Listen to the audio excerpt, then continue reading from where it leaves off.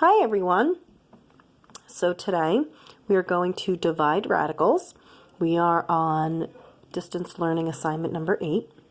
So the first thing that you have to remember when when dividing radicals is you simplify first, cancel first. So not simplify the radical itself, but simplify the entire problem. So as to not be confusing, I'm going to say cancel first. What I mean by that is the following.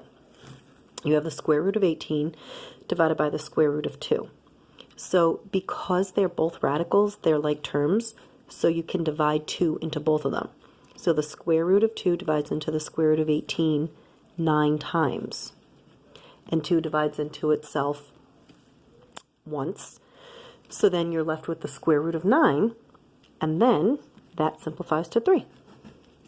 So you're done. You didn't even have to do much simplification of a radical there. So then check out number 14. It's the square root of 42 divided by 6, the whole quotient, the whole problem, under the radical. So just divide 42 and 6, which gives you 7, and you're done. That's it. So they all are a little bit different, but they follow the same process of simplify first. Again, you have a square root divided by a square root, so it's 2 times the square root of 12 divided by the square root of 4. I know this is a 2, but it's always quickest to divide the radicals first. So this becomes, that's a 1. 4 divides into 12 3 times, and you're done. That's it. Then, if you would look, the next problem is the square root of 20 divided by 4 times the square root of 4. Again, it's so tempting to make this a 2. Don't do it. It's always quickest if you divide this guy into the other radical. So the 4 just is left alone. It's a whole number, it's an unlike term, it just gets carried through the problem. 4 divides into 20 5 times. That's it. You're done. Now, for this type of problem, you have the whole numbers. You could cancel those guys out. So 3 divides into itself once and 6 twice. Then you can divide the whole numbers, the radicals. So 3 divides into itself once, and 3 divides into 27 9 times, and then that will simplify to 3. Division of radicals is the easiest. We always, as I'm sure you've realized, always leave the easiest terms for last, the easiest topics for last. So if you're thinking, wow, this is too easy, it is. It's the quickest one. It is honestly the easiest of all multiplying, dividing, adding, and subtracting. And the last one of these kind. Unfortunately, the 2 and the 5 don't divide. But the 6 and the 50, let's see. Do those divide? So you have the 50 divided by 6. Not evenly, but 2 divides into both of them. Right? Sorry, I'm struggling here. So this becomes 2 times the square root of 3, 5 times the square root of 25, and then the square root of 25 can be simplified. So then you're left with 2 times the square root of 3 divided by 25. Not much going on in these problems. That's literally as difficult as it gets. So at this point, I have extra questions not in the lesson. So I want to go through these 2 guys with you here, just because they're all similar, but they all are very specific. They have all their own little nuances. So let's just do this guy together. The 3 and the 2 can't cancel. We're just going to leave those alone. But the 6 and the 96 cancel. So let's see. Does that divide nicely? Yeah, it totally does. So this is gone. That's a 1. I'm just going to write it just for the sake of the conversation. You don't have to write it down. And then 6 divides into 96, we found 16 times. So then you have 3 times 1 and 2 times 4, which becomes 3/8. So I want to show you all the different types of problems we've done here. We have the bigger radical on the bottom. We have the bigger radical on the top. Bigger radical on the top. We have the whole problem under the radical. Bigger radical on the top, bigger radical on the bottom, 2 individual radicals with a bigger radical on the top. So let's do one more problem where there's just a whole number in the numerator in the top and the radical on the bottom. So I think, as everyone is noticing, the easiest thing is to simplify the radical. No one thought to divide the 9 and the 27. And the reason you did not do that is because this is a whole number and this is a radical. You could only divide them if this was a radical, meaning like the one we just did. There's a radical on both of them. I like this problem because it's a mix of the two. So think to yourself, what's the largest perfect square root that divides into 27? And you are correct, it's 9. It divides in 3 times. 9 times 3 is 27. So now the square root of 9 is 3. Carry the radical 3. And now you can cancel. You could cancel the 9 and the 3 because they're whole numbers. 3 divides into 9 3 times. That stays in the top. That's the bigger number, right? And the radical 3 stays in the bottom. Okay. So that's dividing radicals. Now there's this special thing called rationalizing the denominator. Rationalizing the denominator is when you have the problem itself has a radical in the bottom, in the denominator, and that creates an irrational number. So the whole objective is to get rid of that radical. Speaking of which, check this out. Square root of 17 divided by the square root of 2. 2 doesn't divide equally into 17, and you are allowed to divide them because they're both radicals. Because 2 does not divide into 17 evenly, you have to rationalize the denominator. There's no other way to get this radical out of the denominator unless you multiply by itself. Whatever that number is, you multiply the top and the bottom, because technically this is 1 and we're not changing the value of the problem.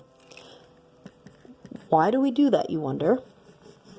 Because radical 2 times radical 2 is radical 4, which then simplifies to 2. Was anyone remembering that? Any radical times itself is itself without the radical. Then you multiply the 17 and the 2 to get 34.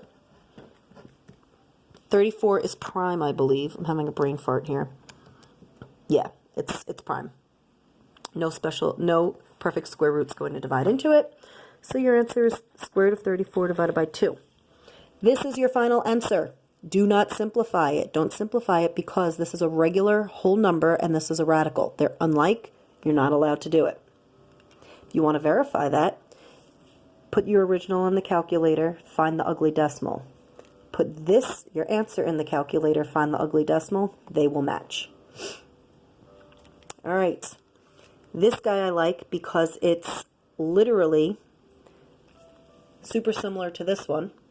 Remember this one? But the problem here is 7 doesn't divide into 12 evenly. So what do? You make it look like this one. You break it up into 2. So the square root of 12 divided by the square root of 7. Again, it still doesn't divide evenly. So you want to get that radical out of the denominator by multiplying by whatever that bottom number is.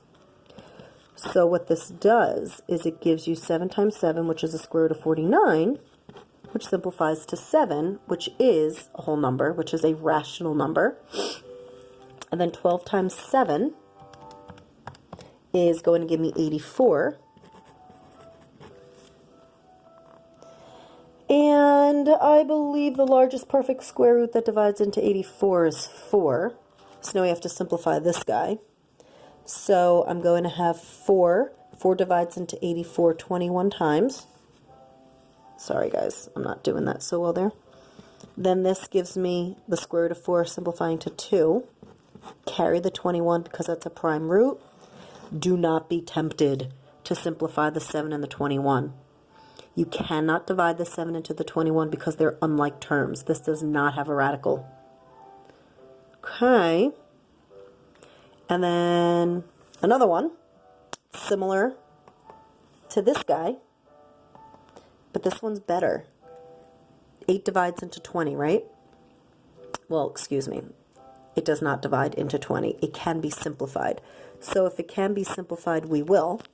It might be easier to do this in your calc, to actually find that it's 2.5, and then convert that to the fraction. I mean, 99% of you could have done that in your head, but I just want to show you, remind you of all your calculator features. So we have a new problem now. It's 5/2, the simplified version. Again, it's like this problem. It's it's not focused, sorry. That original problem over there where the 2 does not divide evenly into the 5. So what we do is we break it up into 2 separate radicals. And the only way to get rid of the radical 2, because it's a prime, is to multiply top and bottom by itself, by the 2. So that accomplishes the denominator being a rational number. And then 5 times 2 is 10, which cannot be simplified. You're done. Do not divide the 2 into the 10. They are unlike terms. You're done. If you're having second thoughts, you're thinking to yourself, I can't remember when I should do it, when I shouldn't, all you should do is put the original in the calculator, find that ugly decimal. Then type this answer into the calculator. It will be the same ugly decimal. Okay, so then those were the 3 rationalizing denominator questions that I had in the lesson, and then I made an extra one. So this guy is unlike the others we've done because there's a whole number in the numerator, there's a whole number in the denominator, and a radical in the denominator. Make your life as easy as possible and cancel whenever possible. So 5 divides into 36 times. That goes in the numerator, that goes in the top. Carry down the radical 3. So at this point, you have a radical in the denominator, which makes it irrational. So now what you want to do is rationalize the denominator by multiplying top and bottom by what the denominator is. So you have radical 3 times radical 3, which is radical 9. Do not let this confuse you. Go back to your multiplying of radicals. This is a whole number, this is a radical. They cannot be multiplied together, so they stay next to each other. They're just separate. So now, the radical 9 can be simplified to 3, and now you have 2 whole numbers being divided. You can totally divide those out, and your final answer becomes 2, radical 3. Okay, so we've done quite a lot of work. That's the gist of dividing. There is no more to it. We are done with the basic operations of radicals. Yay for you! All right, so moving on. This was the entire lesson. Moving on, try the homework. There's only a few questions there. Try it to the best of your ability. Go back, watch this video as many times as you need. Pause it. Do whatever you need. Please, please ask questions. I hope you've been reading my comments on your assignments. Keep up the great work, guys. I know this isn't easy. This is not ideal, but you're really doing nice work. So I miss you, and hopefully I'll see you soon. Bye, guys.